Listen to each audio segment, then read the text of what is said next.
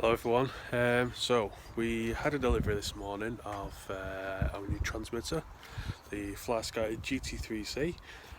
So I thought it was about time it upgraded. I've been running a bit old school for a little while now. Fancy something a bit newer, something with 3 channels as well.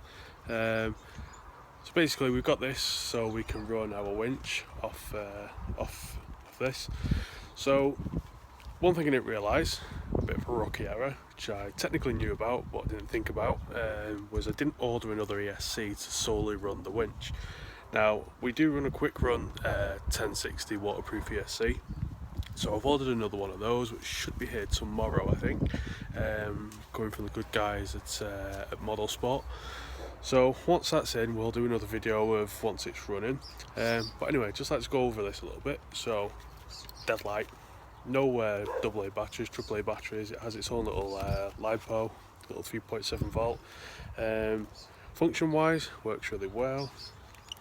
On button, straight in the middle, and then as you can set your model type, your name, whether you reverse the servos or not, which I've had to do, the endpoints, the trim, the dual rate, the exponentials, and the auto brake system.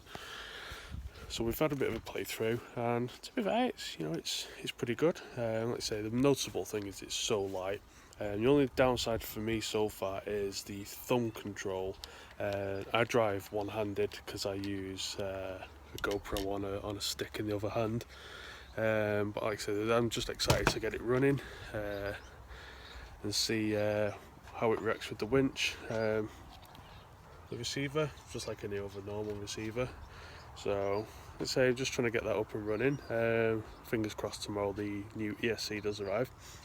Just another update on the rig. So after taking it out yesterday on a bit of a run, we did unfortunately blow a rear shock. So the oil seals have gone in that. So I have to order some of those as well. Also, the Scout gearbox pretty prone to being noisy, so I stripped it down this morning.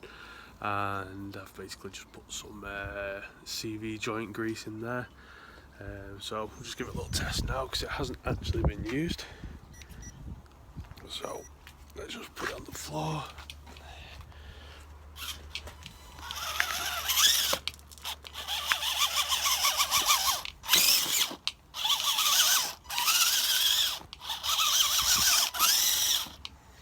Massively quieter, so I'm happy with that as well. I've also just swapped out some of the M4 screws I had on for the drive shafts. Now I've got one of them that I just noticed and was knocking ever so slightly. I think it's that one.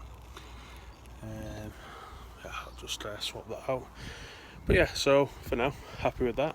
Like I say, these are well worth it if you fancy something 3-channel. It's not expensive. This was from UK based seller for £44 with free postage, and like I say, I ordered it 2 days ago and it arrived today on I think it's Romel 48-hour tracked. And apparently there is a mod you can do some firmware mod as well, and also a hardware mod where you can extend it to 8 channels and buy an 8-channel receiver. You can buy a kit from Banggood I believe.